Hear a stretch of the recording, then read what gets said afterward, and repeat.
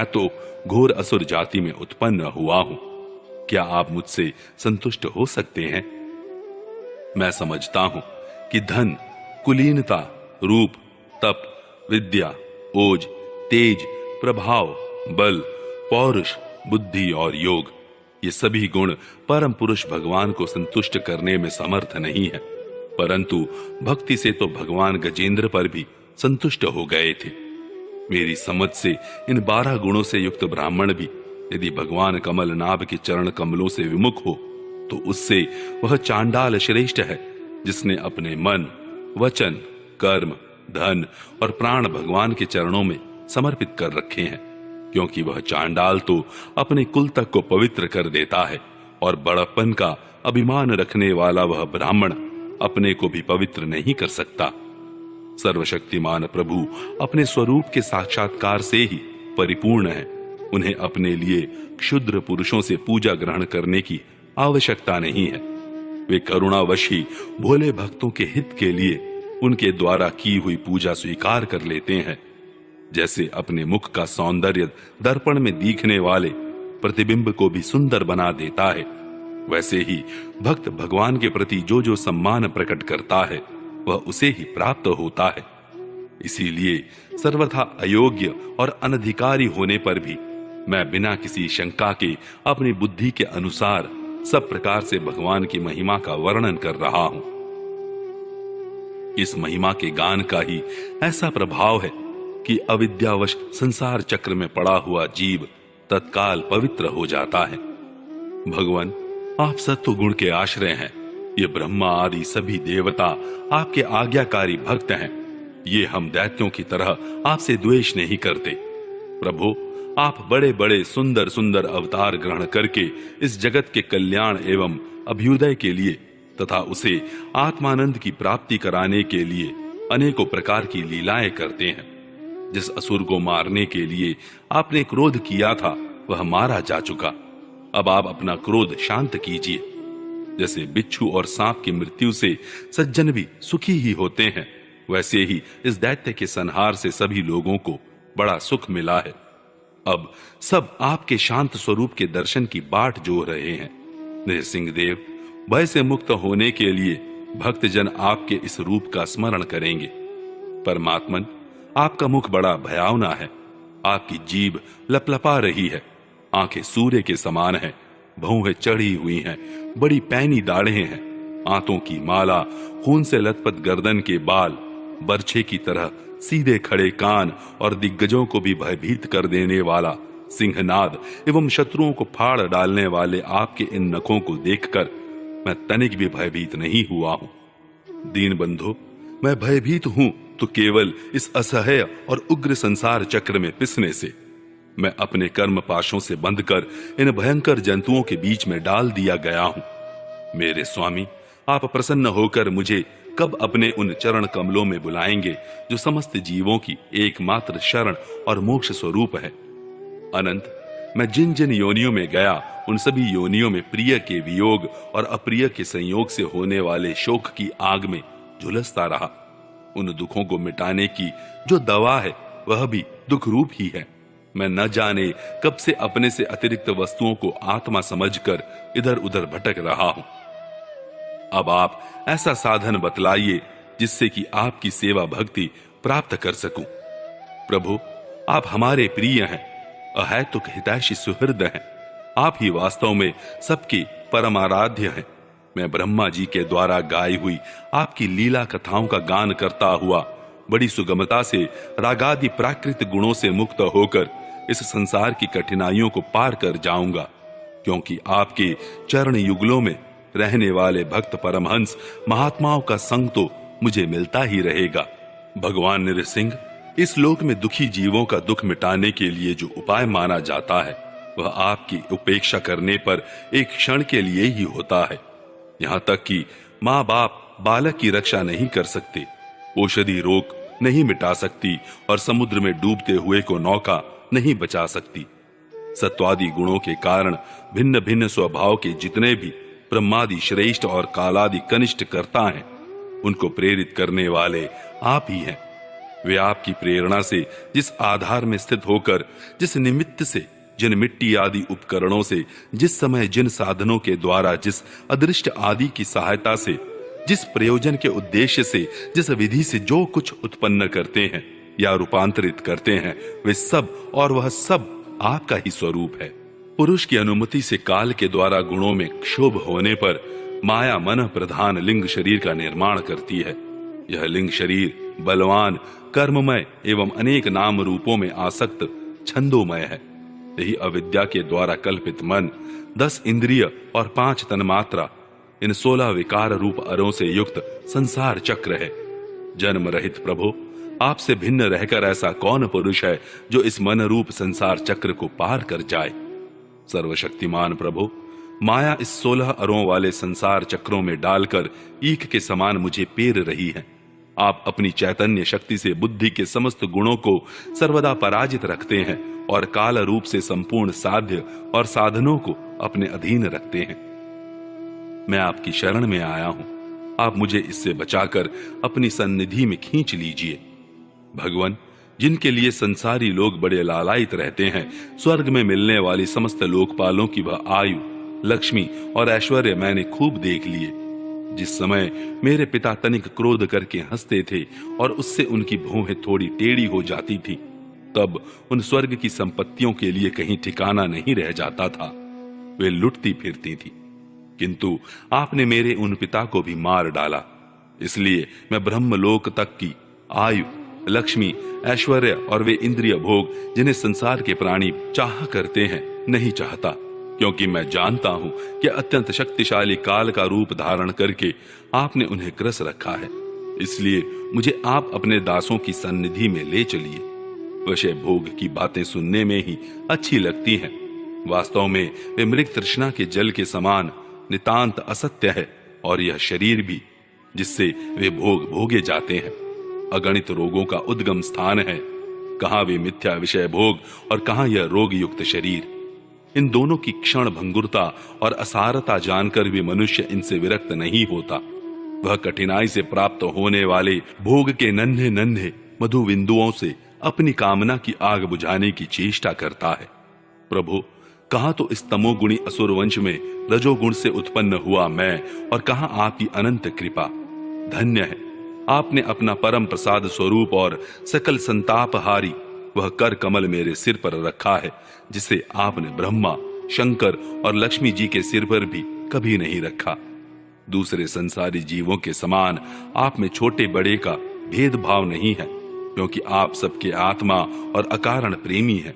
फिर भी कल्प वृक्ष के समान आपका कृपा प्रसाद भी सेवन भजन से ही प्राप्त होता है। सेवा के अनुसार ही जीवों पर आपकी कृपा का उदय होता है। उसमें जातिगत उच्चता या नीचता कारण नहीं है। भगवान, यह संसार एक ऐसा अंधेरा कुआं है जिसमें काल रूप सर्प डसने के लिए सदा तैयार रहता है। विषय भोगों की इच्छा वाले पुरुष उसी में गिरे हुए हैं। मैं भी संगवश उसके पीछे उसी में गिरने जा रहा था, परंतु भगवान, देवर्षि नारद ने मुझे अपनाकर बचा लिया। तब भला मैं आपके भक्तजनों की सेवा कैसे छोड़ सकता हूं। अनंत, जिस समय मेरे पिता ने अन्याय करने के लिए कमर कसकर हाथ में खड्ग ले लिया और वह कहने लगा कि यदि मेरे सिवा कोई और ईश्वर है तो तुझे बचा ले, मैं तेरा सिर काटता हूं, उस समय आपने मेरे प्राणों की रक्षा की और मेरे पिता का वध किया। मैं तो समझता हूं कि आपने अपने प्रेमी भक्त सनकादि ऋषियों का वचन सत्य करने के लिए ही वैसा किया था। भगवान, यह संपूर्ण जगत एकमात्र आप ही हैं, क्योंकि इसके आदि में आप ही कारण रूप से थे, अंत में आप ही अवधि के रूप में रहेंगे और बीच में इसकी प्रतीति के रूप में भी केवल आप ही हैं। आप अपनी माया से गुणों के परिणाम स्वरूप इस जगत की सृष्टि करके इसमें पहले से विद्यमान रहने पर भी प्रवेश की लीला करते हैं और उन गुणों से युक्त होकर अनेक मालूम पड़ रहे हैं। भगवान, यह जो कुछ कार्य कारण के रूप में प्रतीत हो रहा है वह सब आप ही हैं और इससे भिन्न भी आप ही हैं। अपने पराय का भेदभाव तो अर्थहीन शब्दों की माया है, क्योंकि जिससे जिसका जन्म, स्थिति, लय और प्रकाश होता है वह उसका स्वरूप ही होता है। जैसे बीज और वृक्ष कारण और कार्य की दृष्टि से भिन्न भिन्न है, तो भी गंध तन मात्र की दृष्टि से दोनों एक ही हैं। भगवान, आप इस संपूर्ण विश्व को स्वयं ही अपने में समेटकर आत्म सुख का अनुभव करते हुए निष्क्रिय होकर प्रलयकालीन जल में शयन करते हैं। उस समय अपने स्वयं सिद्ध योग के द्वारा बाह्य दृष्टि को बंद कर आप अपने स्वरूप के प्रकाश में निद्रा को विलीन कर लेते हैं और तुरीय ब्रह्म पद में स्थित रहते हैं। उस समय आप न तो तमोगुण से ही युक्त होते और न तो विषयों को ही स्वीकार करते हैं। आप अपनी काल शक्ति से प्रकृति के गुणों को प्रेरित करते हैं, इसलिए यह ब्रह्मांड आपका ही शरीर है। पहले यह आप में ही लीन था। जब प्रलयकालीन जल के भीतर शेष शैया पर शयन करने वाले आपने योग निद्रा की समाधि त्याग दी, तब वट के बीज से विशाल वृक्ष के समान आपकी नाभि से ब्रह्मांड कमल उत्पन्न हुआ। उस पर सूक्ष्मदर्शी ब्रह्मा जी प्रकट हुए। जब उन्हें कमल के सिवा और कुछ भी दिखाई न पड़ा, तब अपने में बीज रूप से व्याप्त आपको वे न जान सके और न आपको अपने से बाहर समझकर जल के भीतर घुसकर 100 वर्ष तक ढूंढते रहे, परंतु वहां उन्हें कुछ नहीं मिला। यह ठीक ही है, क्योंकि अंकुर उग आने पर उसमें व्याप्त बीज को कोई बाहर अलग कैसे देख सकता है। ब्रह्मा को बड़ा आश्चर्य हुआ। वे हार कर कमल पर बैठ गए। बहुत समय बीतने पर तीव्र तपस्या करने से जब उनका हृदय शुद्ध हो गया, तब उन्हें भूत, इंद्रिय और अंतःकरण रूप अपने शरीर में ही ओतप्रोत रूप से स्थित आपके सूक्ष्म रूप का साक्षात्कार हुआ। ठीक वैसे ही जैसे पृथ्वी में व्याप्त उसकी अति सूक्ष्म तन्मात्रा गंध का होता है। विराट पुरुष सहस्त्रों मुख, चरण, सिर, हाथ, जंघा, नासिका, मुख, कान, नेत्र, आभूषण और आयुधों से संपन्न था। 14 लोक उसके विभिन्न अंगों के रूप में शोभायमान थे। वह भगवान की एक लीलामय मूर्ति थी। उसे देखकर ब्रह्मा जी को बड़ा आनंद हुआ। रजोगुण और तमोगुण रूप मधु और कैटब नाम के 2 बड़े बलवान दैत्य थे। जब वे वेदों को चुरा कर ले गए, तब आपने हयग्रीव अवतार ग्रहण किया और उन दोनों को मारकर सत्वगुण रूप श्रुतियां ब्रह्मा जी को लौटा दी। वह सत्वगुण ही आपका अत्यंत प्रिय शरीर है। महात्मा लोग इस प्रकार वर्णन करते हैं। पुरुषोत्तम, इस प्रकार आप मनुष्य, पशु पक्षी, ऋषि, देवता और मत्स्य आदि अवतार लेकर लोकों का पालन तथा विश्व के द्रोहियों का संहार करते हैं। इन अवतारों के द्वारा आप प्रत्येक युग में उसके धर्मों की रक्षा करते हैं। कलयुग में आप छिपकर गुप्त रूप से ही रहते हैं, इसलिए आपका एक नाम त्रियुग भी है। वैकुंठनाथ, मेरे मन की बड़ी दुर्दशा है। वह पाप वासनाओं से तो कलुषित है ही, स्वयं भी अत्यंत दुष्ट है।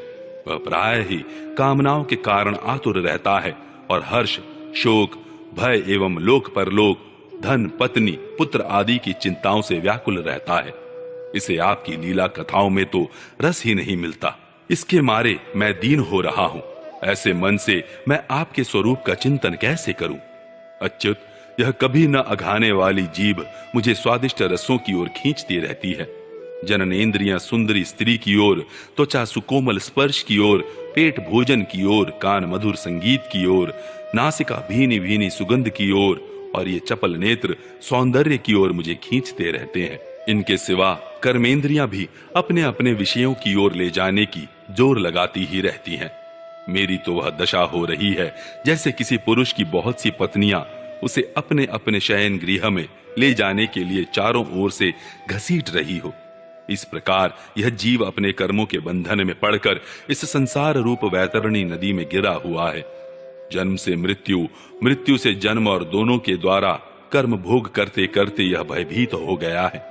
यह अपना है, यह पराया है। इस प्रकार के भेदभाव से युक्त होकर किसी से मित्रता करता है तो किसी से शत्रुता। आप इस मूढ़ जीव जाति की यह दुर्दशा देखकर करुणा से द्रवित हो जाइए। इस भव नदी से सर्वदा पार रहने वाले भगवान, इन प्राणियों को भी अब पार लगा दीजिए। जगत गुरु, आप इस सृष्टि की उत्पत्ति, स्थिति तथा पालन करने वाले हैं। ऐसी अवस्था में इन जीवों को इस भव नदी के पार उतार देने में आपको क्या प्रयास है? दीन जनों के परम हितैषी प्रभु, भूले भटके मूढ़ ही महान पुरुषों के विशेष अनुग्रह पात्र होते हैं। हमें उसकी कोई आवश्यकता नहीं है, क्योंकि हम आपके प्रियजनों की सेवा में लगे रहते हैं। इसलिए पार जाने की हमें कभी चिंता ही नहीं होती। परमात्मन, इस भव वैतरणी से पार उतरना दूसरे लोगों के लिए अवश्य ही कठिन है, परंतु मुझे तो इससे तनिक भी भय नहीं है, क्योंकि मेरा चित्त इस वैतरणी में नहीं, आपकी उन लीलाओं के गान में मग्न रहता है, जो स्वर्गीय अमृत को भी तिरस्कृत करने वाली परमामृत स्वरूप है। मैं उन मूढ़ प्राणियों के लिए शोक कर रहा हूं, जो आपके गुणगान से विमुख रहकर इंद्रियों के विषयों का मायामय झूठा सुख प्राप्त करने के लिए अपने सिर पर सारे संसार का भार ढोते रहते हैं। मेरे स्वामी, बड़े बड़े ऋषि मुनि तो प्राय अपनी मुक्ति के लिए निर्जन वन में जाकर मौन व्रत धारण कर लेते हैं। वे दूसरों की भलाई के लिए कोई विशेष प्रयत्न नहीं करते, परंतु मेरी दशा तो दूसरी ही हो रही है। मैं इन भूले हुए असहाय गरीबों को छोड़कर अकेला मुक्त होना नहीं चाहता, और इन भटकते हुए प्राणियों के लिए आपके सिवा और कोई सहारा भी नहीं दिखाई पड़ता। घर में फंसे हुए लोगों को जो मैथुन आदि का सुख मिलता है, वह अत्यंत तुच्छ एवं दुख रूप ही है। जैसे कोई दोनों हाथों से खुजला रहा हो, तो उस खुजली में पहले उसे कुछ थोड़ा सा सुख मालूम पड़ता है, परंतु पीछे से दुख ही दुख होता है। किंतु ये भूले हुए अज्ञानी मनुष्य बहुत दुख भोगने पर भी इन विषयों से अघाते नहीं हैं। इसके विपरीत धीर पुरुष जैसे खुजलाहट को सह लेते हैं, वैसे ही कामादि वेगों को भी सह लेते हैं। सहने से ही उनका नाश होता है। पुरुषोत्तम, मोक्ष के 10 साधन प्रसिद्ध हैं: मौन, ब्रह्मचर्य, शास्त्र श्रवण, तपस्या, स्वाध्याय, स्वधर्म पालन, युक्तियों से शास्त्रों की व्याख्या, एकांत सेवन, जप और समाधि। परंतु जिनकी इंद्रियां वश में नहीं है, उनके लिए ये सब जीविका के साधन व्यापार मात्र रह जाते हैं, और दंभियों के लिए तो जब तक उनकी पोल खुलती नहीं, तभी तक ये जीवन निर्वाह के साधन रहते हैं, और भंडा फोड़ हो जाने पर वह भी नहीं। वेदों ने बीज और अंकुर के समान आपके 2 रूप बताए हैं, कार्य और कारण। वास्तव में आप प्राकृत रूप से रहित हैं, परंतु इन कार्य और कारण रूपों को छोड़कर आपके ज्ञान का कोई और साधन भी नहीं है। काष्ठ मंथन के द्वारा जिस प्रकार अग्नि प्रकट की जाती है, उसी प्रकार योगी जन भक्ति योग की साधना से आपको कार्य और कारण दोनों में ही ढूंढ निकालते हैं, क्योंकि वास्तव में ये दोनों आपसे पृथक नहीं है, आपके स्वरूप ही हैं। अनंत प्रभु, वायु, अग्नि, पृथ्वी, आकाश, जल, पंचतन मात्राएं, प्राण, इंद्रिय, मन, चित्त, अहंकार, संपूर्ण जगत एवं सगुण और निर्गुण, सब कुछ केवल आप ही हैं। और तो क्या, मन और वाणी के द्वारा जो कुछ निरूपण किया गया है, वह सब आपसे पृथक नहीं है। समग्र कीर्ति के आश्रय भगवान, ये सत्वादि गुण और इन गुणों के परिणाम महत्त्वादि देवता, मनुष्य एवं मन आदि कोई भी आपका स्वरूप जानने में समर्थ नहीं है, क्योंकि ये सब आदि अंत वाले हैं और आप अनादि एवं अनंत हैं। ऐसा विचार करके ज्ञानी जन शब्दों की माया से उपरत हो जाते हैं। परम पूज्य, आपकी सेवा के 6 अंग हैं: नमस्कार, स्तुति, समस्त कर्मों का समर्पण, सेवा पूजा, चरण कमलों का चिंतन और लीला कथा का श्रवण। इस षडंग सेवा के बिना आपके चरण कमलों की भक्ति कैसे प्राप्त हो सकती है, और भक्ति के बिना आपकी प्राप्ति कैसे होगी? प्रभु, आप तो अपने परम प्रिय भक्त जनों के, परम हंसों के ही सर्वस्व हैं। नारद जी कहते हैं, इस प्रकार भक्त प्रहलाद ने बड़े प्रेम से प्रकृति और प्राकृत गुणों से रहित भगवान के स्वरूप भूत गुणों का वर्णन किया। इसके बाद वे भगवान के चरणों में सिर झुकाकर चुप हो गए। नृसिंह भगवान का क्रोध शांत हो गया और वे बड़े प्रेम तथा प्रसन्नता से बोले। श्री नृसिंह भगवान ने कहा, परम कल्याण स्वरूप प्रहलाद, तुम्हारा कल्याण हो। दैत्य श्रेष्ठ, मैं तुम पर अत्यंत प्रसन्न हूं। तुम्हारी जो अभिलाषा हो मुझसे मांग लो। मैं जीवों की इच्छाओं को पूर्ण करने वाला हूं। आयुष्मान, जो मुझे प्रसन्न नहीं कर लेता, उसे मेरा दर्शन मिलना बहुत ही कठिन है, परंतु जब मेरे दर्शन हो जाते हैं, तब फिर प्राणी के हृदय में किसी प्रकार की जलन नहीं रह जाती। मैं समस्त मनोरथों को पूर्ण करने वाला हूं, इसलिए सभी कल्याणकामी परम भाग्यवान साधुजन जितेंद्रिय होकर अपनी समस्त वृत्तियों से मुझे प्रसन्न करने का ही यत्न करते हैं। असुर कुलभूषण प्रहलाद जी भगवान के अनन्य प्रेमी थे, इसलिए बड़े बड़े लोगों को प्रलोभन में डालने वाले वरों के द्वारा प्रलोभित किए जाने पर भी उन्होंने उनकी इच्छा नहीं की।